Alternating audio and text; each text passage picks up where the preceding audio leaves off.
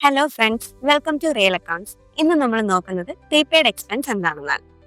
Prepaid expense അഥവാ expense paid in advance എന്നത് ഒരു കമ്പനിയോ വ്യക്തിയോ ഭാവിയിൽ ഒരു കാലയളവിലേക്ക് ലഭിക്കാനിരിക്കുന്ന സാധനങ്ങൾക്കോ സേവനങ്ങൾക്കോ ആയി മുൻകൂർ അടച്ച തുകയാണ്.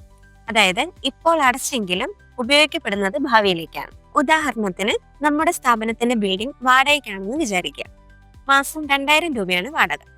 ഒരു വർഷത്തേക്കുള്ള വാടകയായി 24,000 രൂപയും ജനുവരി മാസം അടയ്ക്കുന്നു.